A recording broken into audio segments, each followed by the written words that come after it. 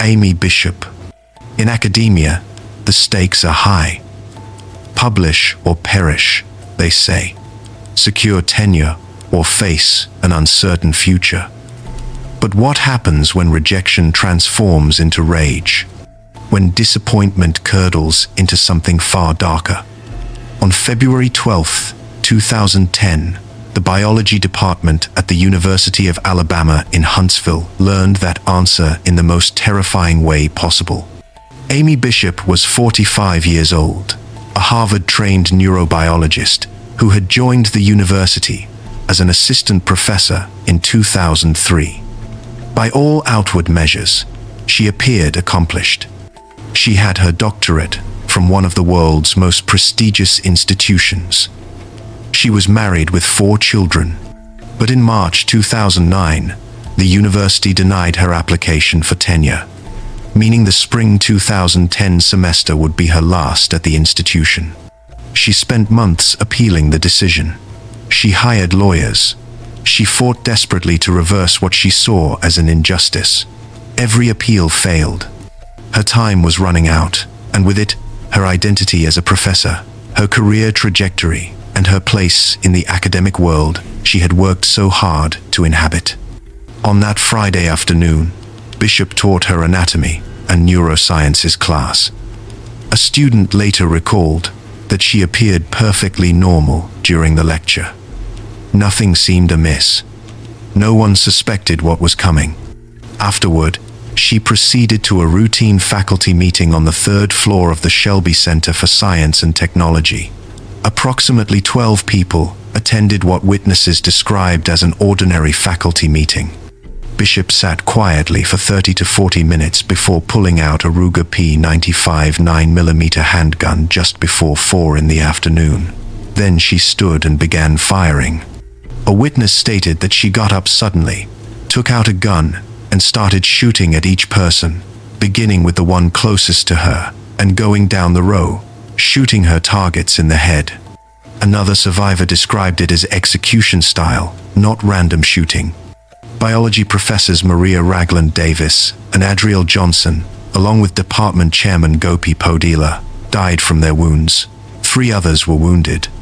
Joseph Leahy, a microbiology professor, was shot in the head and later suffered a brain injury, losing sight in one eye. When her weapon either jammed or ran out of ammunition, the remaining faculty members barricaded the door, terrified she might return. Bishop left the building and was arrested outside without incident. The investigation quickly revealed troubling patterns from Bishop's past. On December 6, 1986, when Bishop was 21 years old, she had fatally shot her 18-year-old brother Seth at their family home in Braintree, Massachusetts. She fired 2 shots from a 12-gauge pump-action shotgun, one into her bedroom wall and one into Seth's chest. She later pointed the gun at a moving vehicle and attempted to commandeer it. At the time, Bishop and her mother claimed the shooting was an accident. Seth Bishop was pronounced dead at a hospital 46 minutes after the shooting. Local authorities released Bishop without charges. The case files mysteriously disappeared from the Braintree Police Department. Following the Huntsville shootings, prosecutors reopened the investigation into Seth's death, discovering that police had failed to share important information with the district attorney's office, including the attempted carjacking. On June 16, 2010, nearly 24 years after Seth's death, Amy Bishop was indicted on first-degree murder charges in Massachusetts. District Attorney William Keating acknowledged that jobs were not done, responsibilities were not met, and justice was not served. Bishop initially pleaded not guilty by reason of insanity to the Alabama charges, but on September 11, 2012, she changed her plea to guilty after family members of the victims petitioned against seeking the death penalty.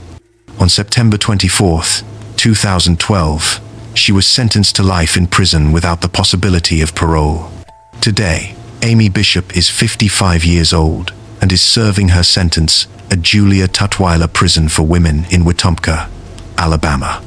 Massachusetts prosecutors ultimately decided not to pursue the murder charges for her brother's death, as she was already serving a life sentence. The case stands as a stark reminder that intelligence and education provide no immunity against darkness, and that rejected ambition, when allowed to fester, can transform into something unrecognizable and utterly destructive. Priscilla Joyce Ford. Thanksgiving in America means family gatherings, parades, and celebration. Downtown streets fill with shoppers, tourists stroll between casinos, children point at decorations. It's a day when communities come together in gratitude and joy. But on November 27th, 1980, in Reno, Nevada, one woman turned this cherished holiday into a nightmare that would forever change how the city remembered Thanksgiving. What happened that afternoon wasn't an accident. It was a deliberate act of violence that transformed a festive sidewalk into what witnesses described as a battlefield. Priscilla Joyce Ford was 51 years old, a former teacher from Michigan with an IQ of 140. She had been gifted in her profession until mental illness began consuming her life around 1970. Diagnosed with paranoid schizophrenia and violent tendencies, she had been treated and released by 7 different hospitals before arriving in Reno. Her delusions were profound. She told people she was the incarnation of Christ, that she possessed divine powers, that she was the reincarnation of the founder of the Seventh-day Adventist Church. Ford had come to Reno searching for her daughter, Winter Scott, whom Washoe County authorities had placed in a foster home in 1973 after Ford was arrested for trespassing. The separation had festered inside her mind for years. She had told acquaintances that the people of Reno would pay in death for taking her daughter. In 1979, she even told a United States attorney in Maine that she would run down pedestrians if he didn't help her get her daughter back. These weren't idle threats. They were promises she intended to keep. Ford had returned to Reno only 3 weeks before Thanksgiving 1980 and gotten a temporary job as a package wrapper at Macy's. On Thanksgiving Day, she spent hours eating cheese and drinking wine. Her blood alcohol level would later test at .162, well above the legal limit. Just before 3 o'clock in the afternoon, as crowds gathered along Virginia Street near the biggest little city sign, Ford climbed into her 1974 blue Lincoln Continental. What happened next was carnage. Ford drove her mechanically sound automobile onto the crowded sidewalk in downtown Reno. She accelerated to 40 miles per hour, driving approximately 100 feet along the Cal Neva Casino sidewalk. Bodies flew through the air. People dove for safety. A Canadian tourist later told the Reno Evening Gazette it looked as though someone had gone through the streets with a lawnmower, mowing people down, that it looked like a battlefield with bodies all over the place. When her Lincoln finally stopped, there was a small shoe and a female's body on the hood. 6 people died. 23 more were injured. Ford didn't flee. She sat in her car and waited for police. Deputy District Attorney John Oakes, who was on call that Thanksgiving, arrived at what he could only describe as carnage. When Ford asked Oakes how many people she had killed, and he told her 5 or 6, she responded with one word: good.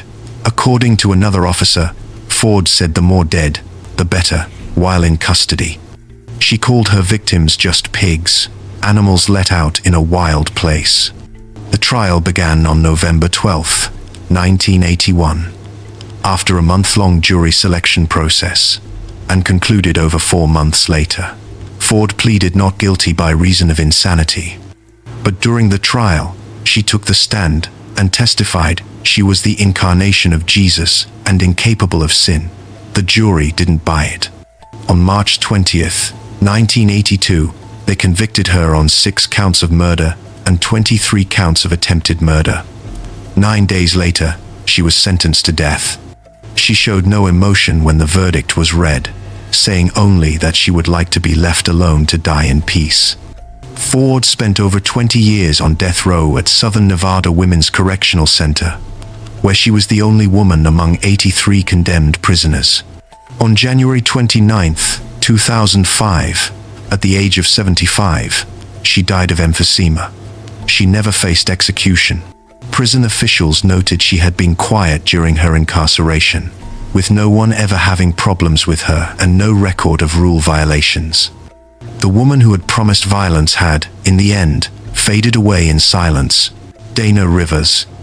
Loyalty is supposed to mean something. In motorcycle clubs, it can mean everything. The bonds forged on the open road, the shared identity, the belonging. For most riders, leaving a club means simply moving on, finding new roads to travel. But for one former teacher and activist, a friend's decision to walk away from an all-women motorcycle group would trigger something far darker than disappointment. It would become the catalyst for one of Oakland's most disturbing family slayings. Dana Rivers was born David Warfield in 1955 and grew up in the San Francisco Bay Area.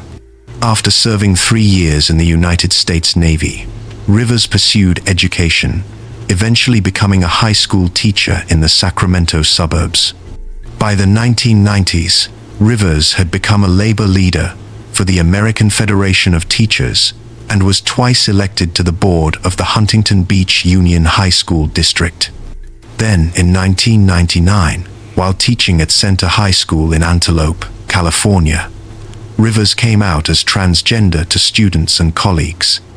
The school district terminated the employment, and the subsequent lawsuit brought national attention. Rivers became a recognized figure in transgender advocacy circles. By 2016, Rivers had moved to San Jose and become deeply involved in an all-women motorcycle club called the Deviants. Rivers embraced the outlaw biker identity, even getting a tattoo identifying as a 1%er, a term referring to the small portion of motorcyclists who join gangs. Within the Deviants, Rivers served as an enforcer, someone tasked with maintaining loyalty and discipline within the group. Charlotte Reed, a United States Air Force veteran who owned a hair salon in San Jose, had also been a member of the Deviants.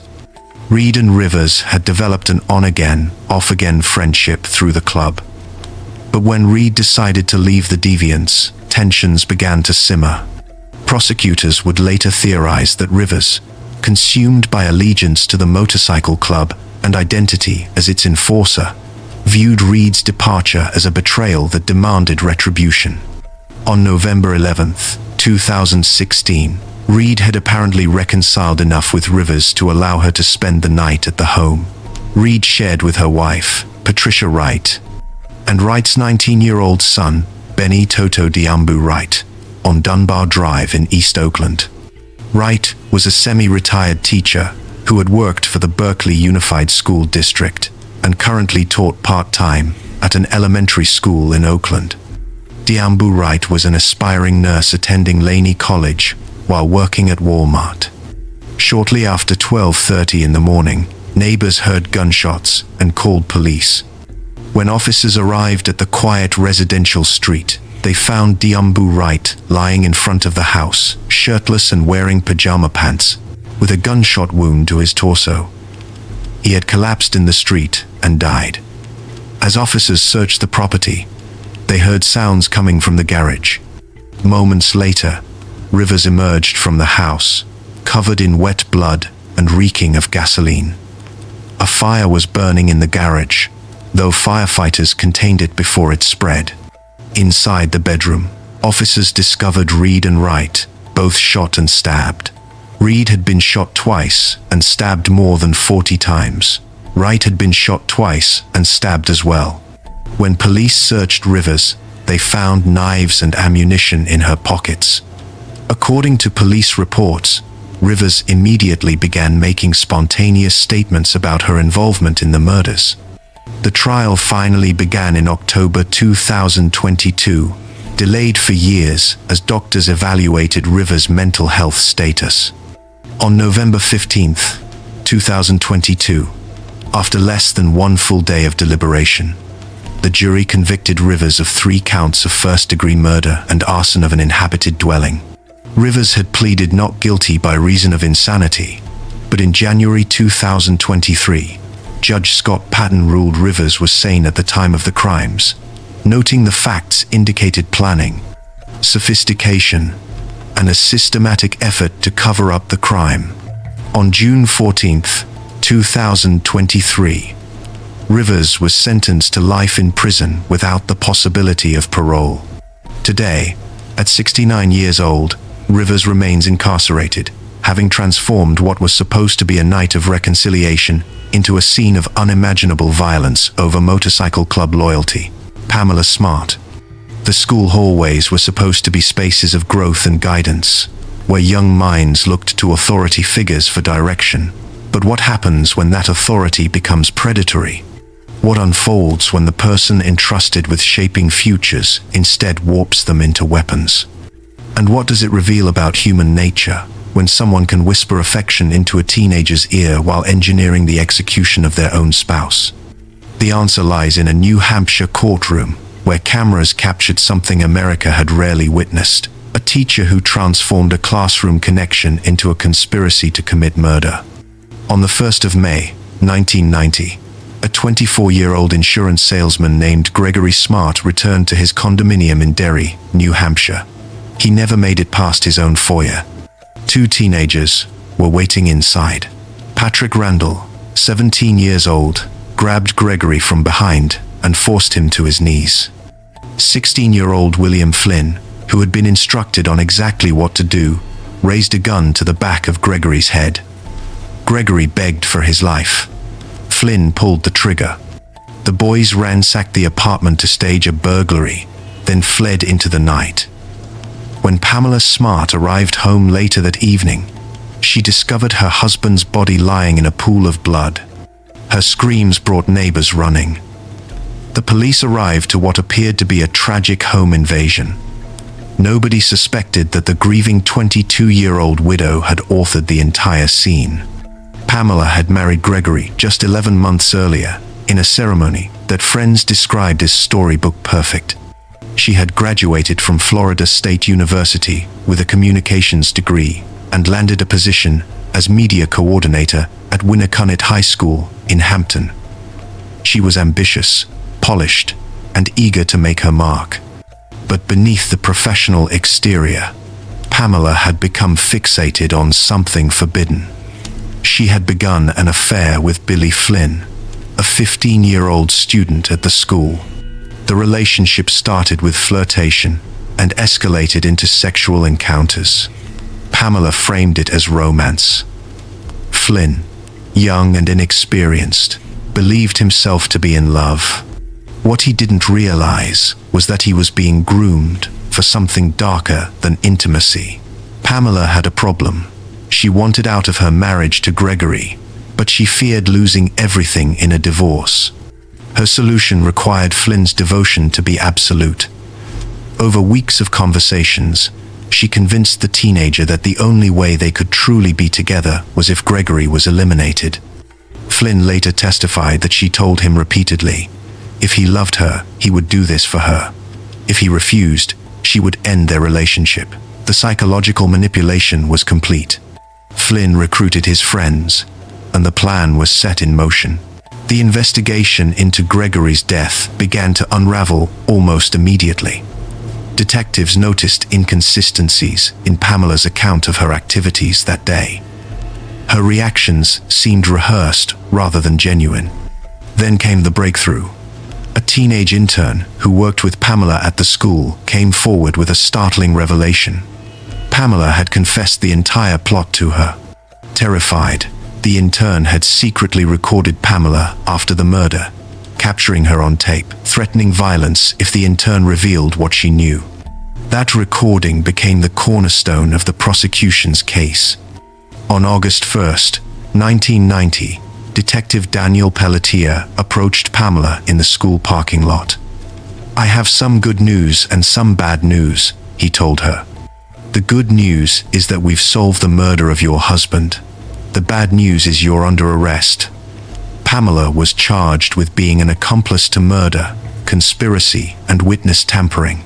The 1991 trial became a media sensation. It was among the first American court proceedings to permit television cameras inside the courtroom. Flynn and his 3 accomplices had already negotiated plea deals in exchange for their testimony. On the witness stand, Flynn sobbed as he recounted how Pamela had convinced him to kill Gregory. He described the affair, the pressure, and the threats she made. The jury heard the secret recording. They saw the evidence of manipulation. On March 22, 1991, Pamela Smart was convicted on all charges. She received a sentence of life imprisonment without the possibility of parole. As of Tuesday, August 26, 2025, Pamela Smart remains incarcerated at Bedford Hills Correctional Facility in Westchester County, New York. She is 58 years old. Behind bars, she has earned multiple advanced degrees, become an ordained minister, and tutored fellow prisoners. Her case inspired Joyce Maynard's novel and the 1995 film featuring Nicole Kidman. Flynn and his accomplices have all been released from prison after serving their reduced sentences. Pamela continues to petition for clemency, having recently acknowledged her responsibility for Gregory's death after decades of deflection. The Executive Council has repeatedly denied her requests. Her story remains a stark examination of how power imbalances can corrupt, how manipulation can destroy, and how the consequences of wielding influence over the vulnerable can echo across lifetimes. Carl Robert Brown. There are certain professions that carry implicit trust. When a person stands before a classroom, tasked with shaping minds and futures, society grants them a measure of respect and authority. History teachers, in particular, are meant to provide perspective on humanity's capacity for both good and evil. But what happens when that educator, the one trusted with America's youth for 2 decades, becomes the author of one of his city's worst mass killings? What does it say about the systems meant to protect us when every warning sign is documented, observed, and ultimately ignored? The answer arrived on a Friday morning in Miami, delivered with the thunder of a 12-gauge shotgun. On August 20th, 1982, Carl Robert Brown walked into Bob Moore's Welding and Machine Service Incorporated on Northwest 36th Street. He was 51 years old, wearing a straw hat and red shirt, carrying a newly purchased shotgun slung over his shoulder. The day before, he had argued with employees over a $20 repair bill for a lawnmower engine he wanted welded to a bicycle. Brown had been dissatisfied with the work and angry that his traveler's check was refused. Before leaving, he made a promise that nobody took seriously. He told them he would return and kill everyone. 24 hours later, he kept his word. Brown entered the office and announced his intentions plainly. Then, he raised the weapon and began firing. He moved through the building methodically, shooting workers in the machine shop, the welding area, and the office. When he was finished, 6 people lay dead, 2 more were dying, and 3 others were wounded. The victims ranged from a 17-year-old boy to a 78-year-old bookkeeper. Most had been strangers to Brown. He walked out calmly, mounted his bicycle, and pedaled away from the carnage. The massacre sent shockwaves through the surrounding industrial area. Workers who heard the gunfire scrambled for safety. Mac Edwards, a passing motorist, witnessed 3 wounded employees fleeing in terror. They leaped into his car at a stoplight, blood pouring from their wounds, screaming for him to drive. Meanwhile, Mark Cram, who owned a scrap metal shop nearby, heard about the shooting and grabbed his revolver. He got in his car and picked up Ernest Hammett, who was frantically flagging down vehicles. Together, they set out to find the shooter. 6 blocks from the crime scene, near Miami International Airport, they spotted Brown on his bicycle. Cram later said he fired a warning shot over Brown's head, but the bullet struck him in the back. When Brown turned, raising his shotgun toward them, Cram accelerated and rammed the bicycle, crushing Brown against a concrete light pole. Carl Robert Brown died shortly afterward. He still had 20 shells in his pockets. The aftermath revealed a portrait of systemic failure. Brown had been a history teacher at Hialeah Junior High School since 1962. He held a master's degree in education from East Carolina College.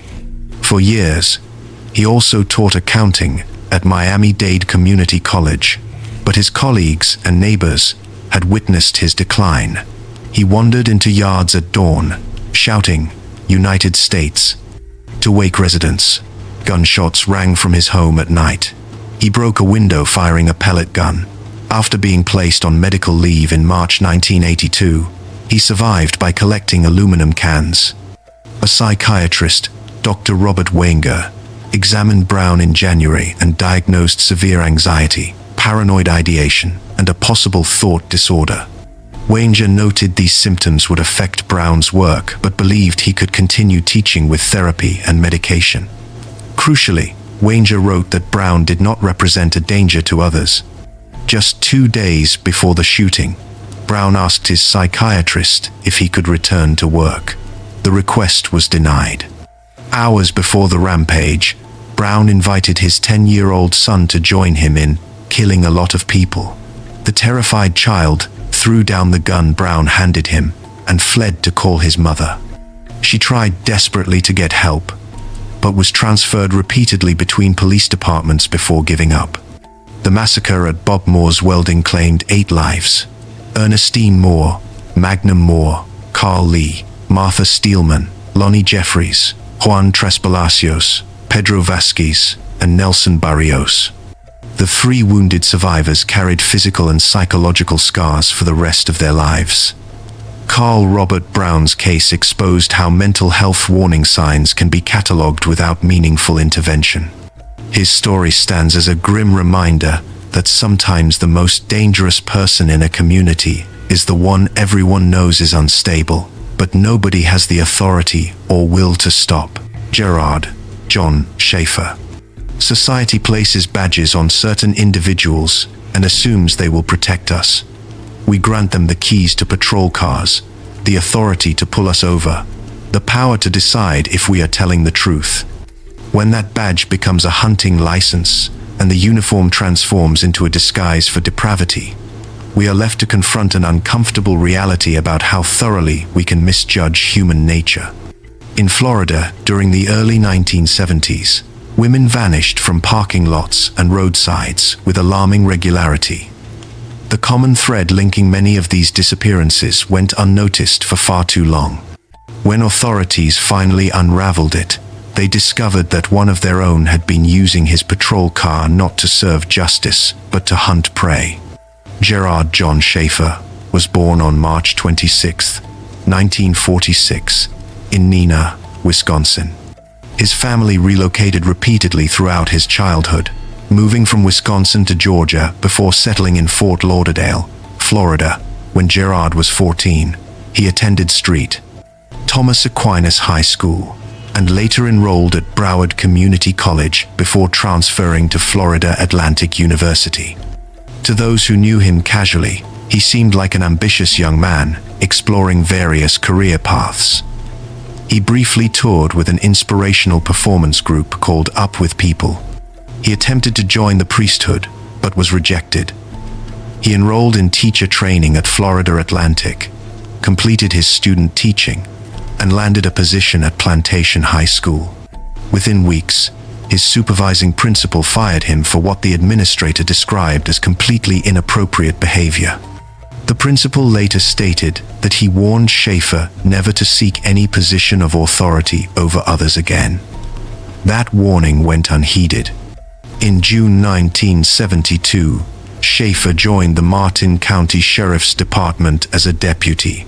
He wore the badge for exactly 4 months.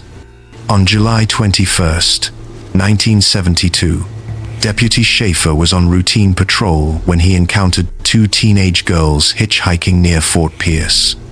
Nancy Trotter, 18, and Paula Sue Wells, 17, accepted his offer of a ride. What they thought was protection from danger turned out to be an invitation into it. Schaefer drove them to a secluded wooded area, forced them out of his patrol car at gunpoint, bound them to trees, and placed nooses around their necks. He told them he planned to return later to finish what he had started.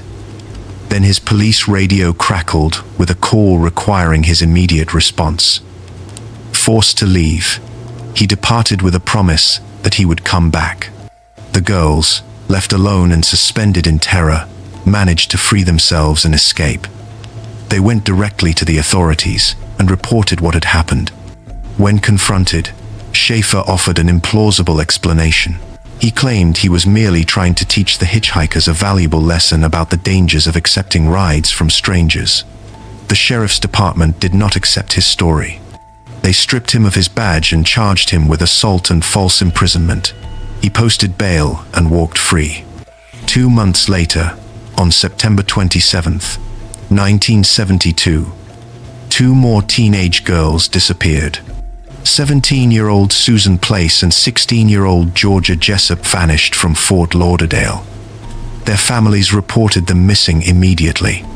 Authorities obtained a search warrant for Schaefer's home and mother's residence. What they found inside was beyond comprehension. Jewelry, teeth, and clothing belonging to multiple missing women filled trunks in the attic.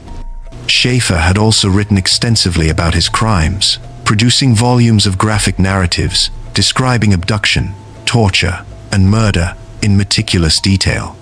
He later claimed these writings were pure fiction, a new literary genre he was developing. Homicide detectives did not believe him. The remains of Place and Jessup were discovered on Hutchinson Island. Both had been bound to trees, strangled with nooses, and mutilated. Schaefer's trial began in October 1973. The prosecution presented the physical evidence recovered from his property, the testimony of the 2 girls who escaped, and his own writings. The jury returned guilty verdicts on 2 counts of murder. The judge sentenced him to 2 consecutive life terms in prison. Authorities believe the actual number of his victims exceeds 30. Personal belongings linked to at least 20 missing women were found in his possession. He boasted about his crimes in letters to other inmates and to a former girlfriend who became a true crime writer. He claimed to have killed women on 3 continents and estimated his victim count at somewhere between 80 and 110, though he also contradicted himself repeatedly. Former FBI profiler Robert Ressler, who interviewed Schaefer multiple times, stated he believed the body count was beyond 30 and described him as one of the most disturbed individuals he had ever encountered. On December 3, 1995, fellow inmate Vincent Rivera entered Schaefer's cell at Florida State Prison. Rivera attacked him with a knife, slitting his throat and stabbing him 40 times, focusing particularly on his eyes. Schaefer died at age 49. The families of his suspected victims were never able to obtain full closure, as most of the cases remain officially unsolved. Gerard Schaefer's story represents the nightmare scenario of authority corrupted absolutely. A man who weaponized the trust society placed in him to commit acts of unimaginable violence. Andrew James McGann. There exists a particular species of danger, one that operates within the carefully constructed boundaries of trust and authority. It wears professional credentials like armor, passes background checks with pristine ease, and moves through communities with the unremarkable anonymity of an ordinary man. Andrew James McGann embodied this threat, a figure whose outward veneer concealed something far more sinister lurking beneath the surface. When the full scope of his actions became known to the world, it revealed a chilling gap in the systems designed to protect the innocent. At 28 years old, McGann appeared to be a dedicated educator. He had worked his way through multiple school districts across 3 states, Texas, Oklahoma, and Arkansas, each transition seemingly legitimate and unremarkable. Background checks passed without question. He was hired, he worked, and he moved on. But what officials failed to see, what parents struggled to articulate beyond vague feelings of unease, was that beneath his reserved demeanor lay something profoundly wrong. During the 2022 to 2023 school year, while teaching 4th grade at Donald Elementary in Flower Mound, Texas, concerned parents began reporting disturbing patterns. According to their accounts, McGann showed particular attention to young female students, often keeping them alone in his classroom during breaks, He distributed treats selectively, favoring the girls. Most disturbingly, one parent recounted how her son reported hearing McGann tell a young girl, "If you were older, I would love to marry you." When the Louisville Independent School District placed him on administrative leave in spring of 2023 following concerns about classroom management and student favoritism, an internal investigation cleared him of any inappropriate conduct. Despite the warning signs, despite the uncomfortable testimonies, McGann simply resigned and vanished into another school system. He moved to Sand Springs Public Schools in Oklahoma, teaching 5th grade at Spring Creek Elementary until May of 2025. Once again, he passed every background check. Once again, he moved on without incident or formal charges. Then came Arkansas. On July 26, 2025, the unthinkable erupted at Devil's Den State Park. Clinton David Brink, 43, and Kristen Amanda Brink, 41, were enjoying a hike with their 2 daughters, ages 7 and 9, when they encountered McGann on the trail. What followed was a frenzied attack. McGann stabbed the couple repeatedly, the violence sudden and overwhelming. Witnesses reported seeing a man emerging from the trail with blood covering his face, climbing into a black Kia Stinger, and accelerating away from the scene. The Brink daughters, traumatized but physically unharmed, were discovered alone on the trail by a hiker who recognized something was catastrophically wrong. For 5 agonizing days, authorities searched the region as fear gripped the community. Then, on July 30th, officers found McGann sitting calmly in a barbershop chair in Springdale, Arkansas, getting a haircut as if the weight of 2 deaths carried no consequence. When confronted, he made statements, admitting to the killings. DNA evidence matched samples taken from blood at the scene. Cuts on his hands bore witness to the struggle with his victims. The prosecutor's report revealed something chilling. The evidence suggested McGann had waited with purpose along that trail, had targeted them with deliberation. The motive remained murky, authorities describing it as seemingly random, yet the deliberation suggested otherwise. McGann was charged with 2 counts of capital murder. He pleaded not guilty during his August 14th arraignment, and authorities pursued the ultimate penalty.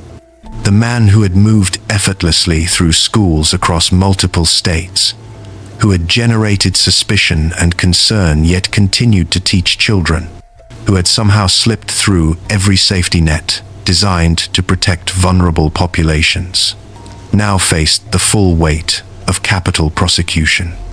What made his case particularly haunting was not just what McGann had done, but what the system had failed to do. Multiple districts, multiple background checks, multiple opportunities for scrutiny, and yet a man exhibiting troubling behavioral patterns had continued accessing children. His case became a grim parable about the limitations of background check procedures, about the importance of recognizing early warning signs, and about the profound cost when institutions fail to act decisively on the signals before them. Andrew James McGann remains incarcerated at the Washington County Detention Center, his fate now entrusted to the judicial process. Carolyn Warmus. Wealth and privilege can obscure the darkest impulses. They can shield ambitions, enable obsessions, and provide a false sense of immunity from consequence. Carolyn Warmus understood these possibilities intimately. A young woman raised in the lap of luxury who would learn that money could not purchase what she truly wanted, the love of a man who was never truly hers. When a woman lies dead in her home, shot 9 times in the face, the investigation that follows would expose a narrative that seemed plucked from Hollywood itself, one of desire twisted into something far more sinister.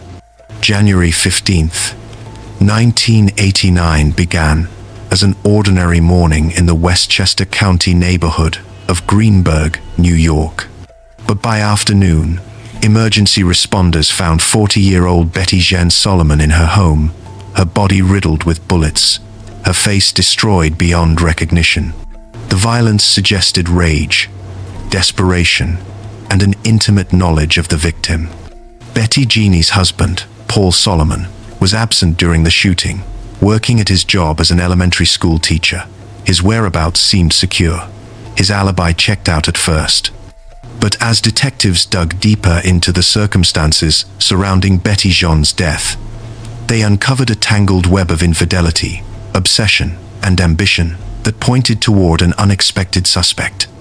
Not a stranger, but a colleague from school. The center of this web was Carolyn Warmus, a computer teacher at the same elementary school where Paul Solomon taught. Born into the Detroit insurance dynasty, her father possessed a fortune estimated at $150 million. In 1989, Warmus had never known deprivation. She held degrees in psychology and education from prestigious universities. She was attractive, accomplished, and connected. Yet she harbored an apparently irresistible attraction to unattainable men. According to those who knew her, she specialized in pursuing partners who were already claimed, already unavailable. Paul Solomon was precisely the kind of prize she sought. 17 years her senior, established, married, and resistant to her advances. Investigators discovered that Warmus and Solomon had begun an affair in fall of 1987, and it continued intermittently for roughly 18 months. Solomon insisted he had no intention of leaving his wife until their teenage daughter finished high school. He attempted to end the relationship, telling Warmus directly, "Life's not worth living without you," to which Solomon coldly replied, "Carolyn, don't be overly dramatic." Yet Warmus remained fixated. She hired a private investigator named Vincent Parco to find compromising information about other married men she had pursued, attempting to orchestrate the dissolution of their marriages. Her obsession with Paul Solomon, however, eclipsed all other romantic ventures. Just days before Betty Jeannie's murder, prosecutors would later argue, Warmus purchased a .25 caliber Beretta pistol equipped with a silencer from Parco himself. Witnesses placed her in the vicinity of the Solomon home on the day of the killing. Most damning was a mysterious piece of evidence, a black glove discovered at the scene, allegedly belonging to Warmus, bearing traces of blood, yet questions lingered. The first trial, which began in January 1991, ended in deadlock after the jury spent 6 days deliberating. The evidence felt circumstantial, the connections speculative, but prosecutors refused defeat. Astonishingly, nearly 3 years after Betty Jeannie's death, Paul Solomon claimed to have discovered the bloody glove hidden in his own home, evidence so crucial it had somehow remained concealed until after the first trial concluded. With this fresh piece of evidence, the second trial began in January 1992. This time, the prosecution's case proved persuasive. The jury convicted Warmus of second-degree murder and illegal possession of a firearm. In June 1992, Judge John Carey sentenced her to 25 years to life, declaring her actions a hideous act, a most extreme, illegal and wanton murder. For 27 years, Warmus maintained her innocence from inside Bedford Hills Correctional Facility for Women in New York. She claimed the glove was planted, that Paul Solomon had orchestrated her conviction, that she was the victim of circumstance and ambition gone wrong. On June 17, 2019, at 55 years old, she walked free on parole. Outside prison walls, Carolyn Warmus continues arguing for DNA testing on the very evidence that sealed her fate. The question of what truly occurred inside that Greenberg home remains contested terrain, a case where wealth, desire, and circumstance converged in tragedy. Cornelius Green. Some people wield institutional power as if it were a personal shield. They stand at the helm of schools and community spaces, commanding respect through position. Yet behind closed doors, they construct elaborate schemes of denial and evasion. When that constructed facade collapses, it leaves behind a trail of consequences no amount of authority can suppress. Cornelius Green understood the power of position, but underestimated the weight of accountability. His fall from grace would expose not merely personal failings, but the mechanics of calculated manipulation orchestrated by someone entrusted with the care of children. Jocelyn Peters was 30 years old when she took a position teaching second and third grade at Mann Elementary School in St. Louis. Those who knew her spoke of her radiance, an educator whose classroom buzzed with energy, whose presence seemed to lift everyone around her.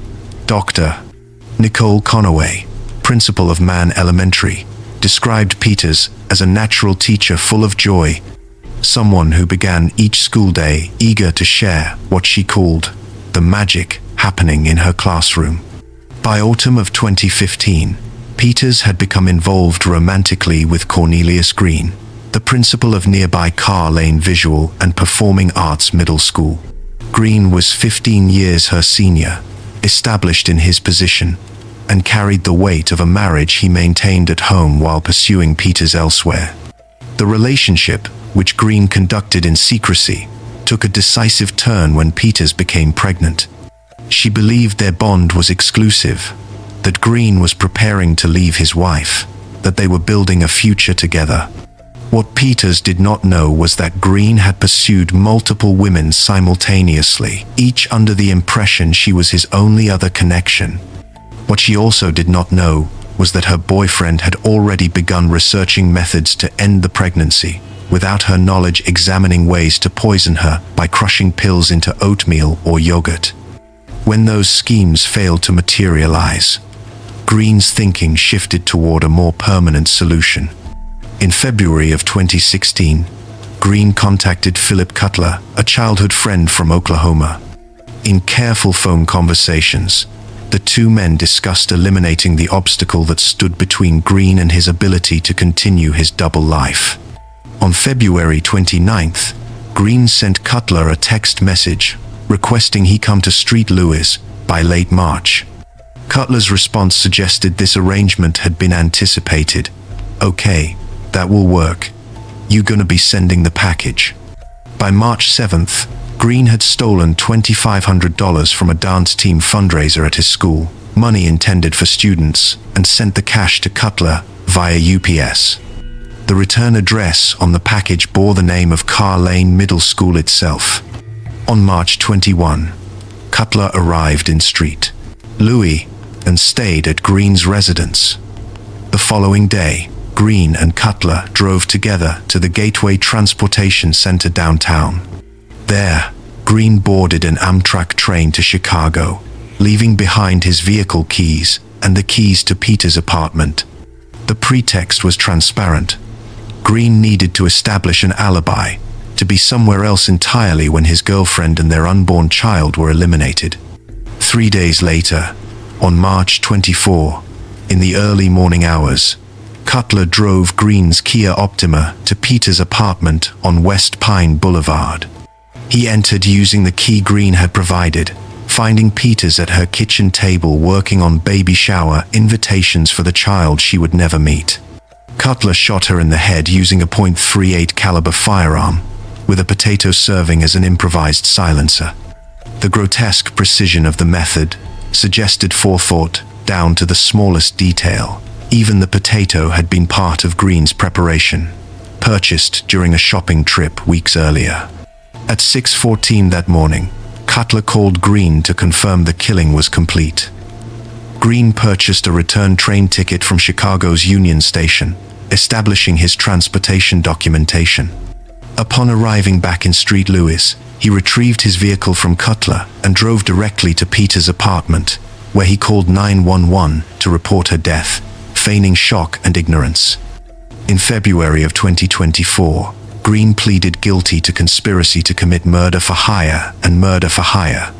Peters' mother, Lacey Peters, addressed the court, her words cutting through the courtroom. Green was supposed to be her daughter's protector, but had become her executioner. On June 5, 2024, Cornelius Green received 2 consecutive life sentences, with eligibility for parole only after 50 years. He remains incarcerated in federal custody. Kendall Francois. In the late 1990s, The quiet streets of Poughkeepsie, New York became a hunting ground where women vanished without answers, and families searched for daughters who would never come home. While authorities scrambled to connect the disappearances, the man responsible wasn't lurking in shadows or operating from some remote location. He was employed at Arlington Middle School, walking the hallways each day, monitoring students during detention. His name was Kendall Francois, and while teachers noticed his inappropriate behavior toward female students and children nicknamed him Stinky because of his hygiene, no one suspected that inside his family home on Fulton Avenue lay the remains of 8 women, decomposing in the attic and crawl space while his parents and sister lived just floors below. Kendall Francois was born on July 26, 1971, the second of 4 children to Haitian parents in Poughkeepsie.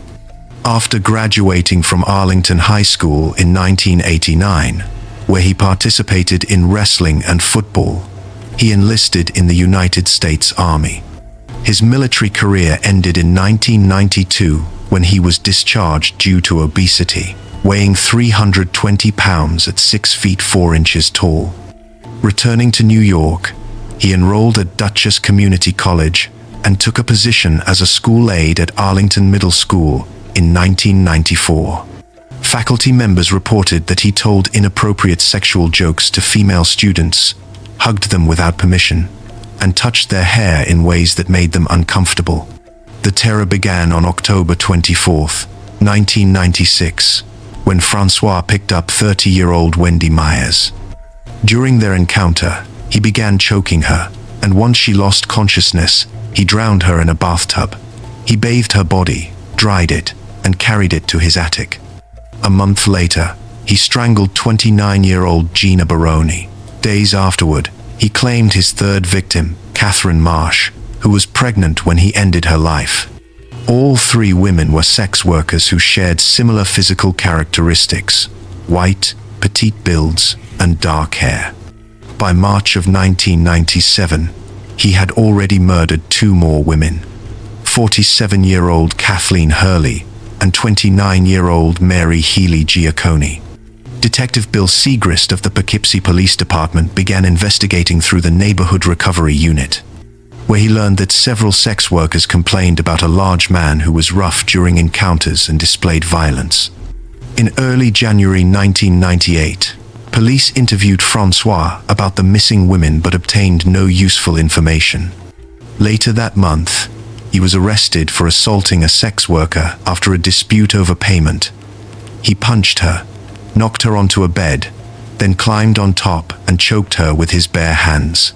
On May 5th, he pleaded guilty to third-degree assault, a misdemeanor, and served only 7 days of a 15-day sentence. Less than 4 weeks after his release, on June 12, 1998, 51-year-old Sandra Jean French, a mother of 3, became his 6th confirmed victim. Her car was discovered abandoned 3 blocks from the Francois residence. By this time, the attic had become too crowded with decomposing bodies, so Francois carried Sandra's remains to the basement and buried her in the crawl space. On August 12th, he killed 51-year-old Audrey Pugliese, burying her beside Sandra. His 8th and final victim was 25-year-old Katina Newmaster, who vanished on August 26th.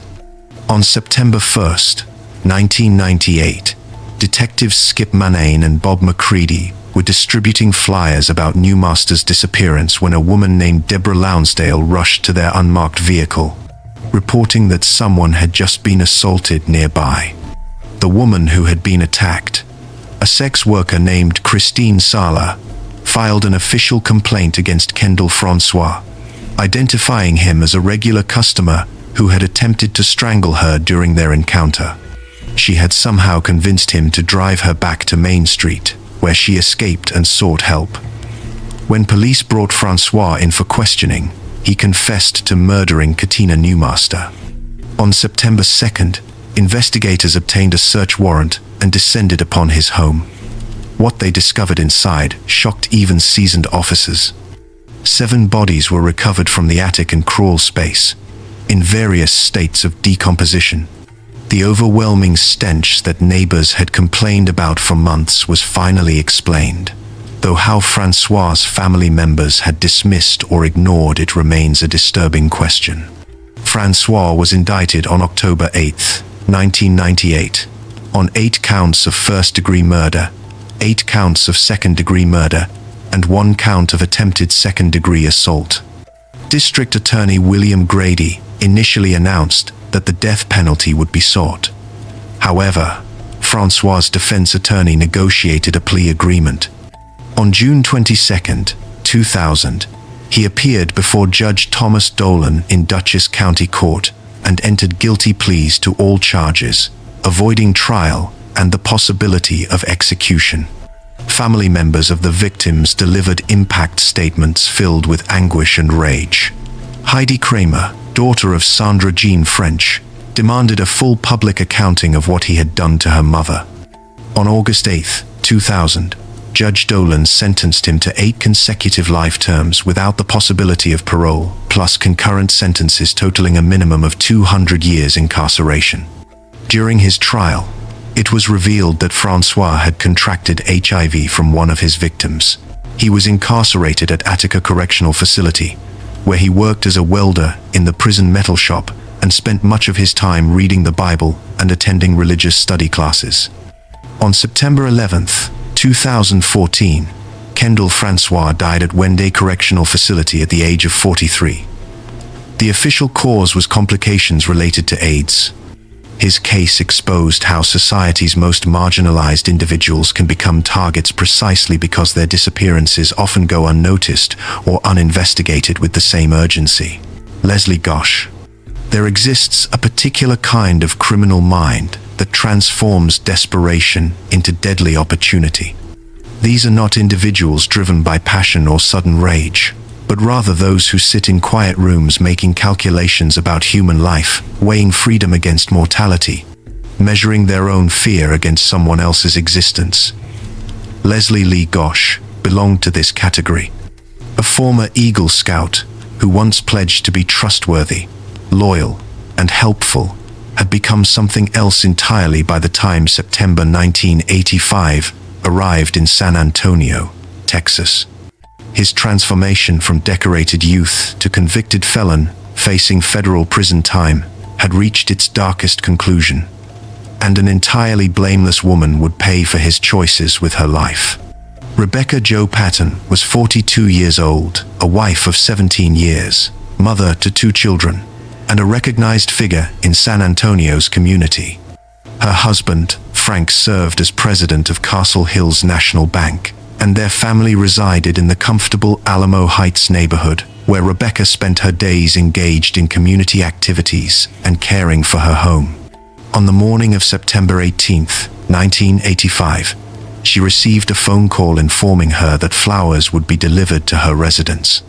She mentioned this to her friend Sherry Sattel during their ongoing telephone conversation around noon, expressing puzzlement about who might be sending her such a gift. It was a small mystery that would never be solved, because the call was not about flowers at all. It was the opening move in an extortion scheme that would end with 7 bullets from a .22 caliber pistol fired into her head at close range, each shot silenced by equipment designed to muffle the sound of murder. The plan was straightforward in its construction. Leslie Gosh, then 29 years old, had already pleaded guilty to federal firearms violations involving the manufacture and sale of gun silencers just 1 month earlier. He faced sentencing in federal court on September 20, 1985, and the prospect of federal incarceration terrified him. According to testimony that would later emerge at trial, Gosh believed serving time in a federal facility would not be what he termed constructive for his future. His solution involved obtaining enough cash to finance an escape to Belize in Central America, where he imagined he could start over beyond the reach of American law. The target he selected was Frank Patton, whose position as bank president suggested access to significant funds. Along with his accomplice John Rogers, Gosh set the trap that Rebecca would unknowingly walk into when she opened her door. At approximately 2:30 on that September afternoon, Frank Patton received a telephone call at his bank. His wife's voice came through the line first with a simple greeting before an unfamiliar male voice took over the conversation. The instructions were direct and came with a 45-minute deadline. Patton was to gather cash in $50 and $100 bills, place them in a briefcase, proceed to the pay telephones at the North Star Mall food court, and await further contact. The voice made clear that failure to comply would result in consequences described only as it being all over. Patton immediately directed staff to gather the money, while his secretary contacted the Federal Bureau of Investigation. He followed the instructions as given, but the promised telephone call at the mall never came. When authorities finally reached the Patton residence, they found Rebecca's body and a crime scene that would yield 7 spent cartridge casings manufactured by the English company Ely Ammunition. There were also unidentified fingerprints and at least 1 foreign hair. But despite intensive investigation, law enforcement initially had no clear leads.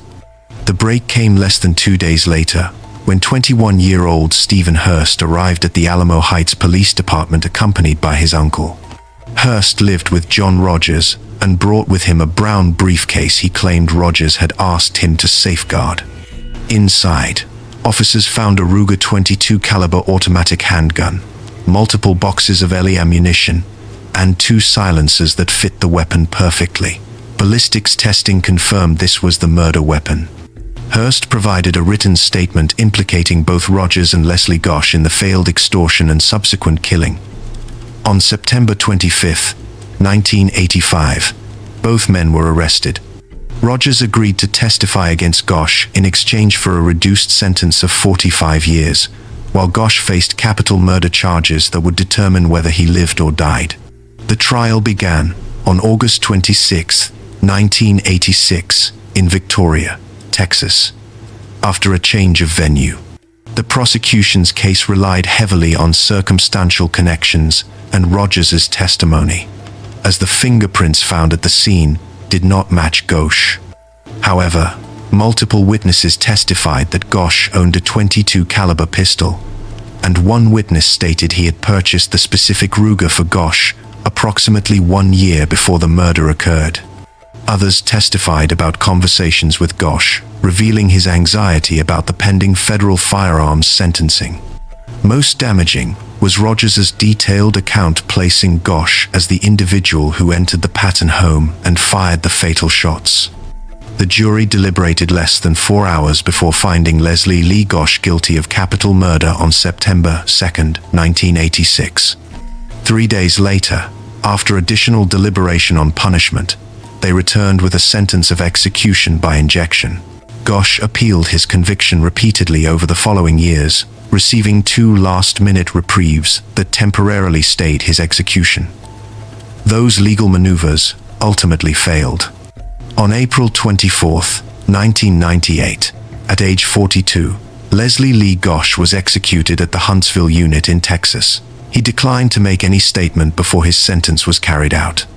Rebecca Patton's daughter had spoken previously about what her mother's murder meant to their family, explaining that the pursuit of Gosch's execution was not about vengeance, but about recognition that he had taken not just one life, but had removed a person who meant many things to many people, leaving profound emptiness in countless lives, while denying Rebecca herself the pleasure of continuing to live.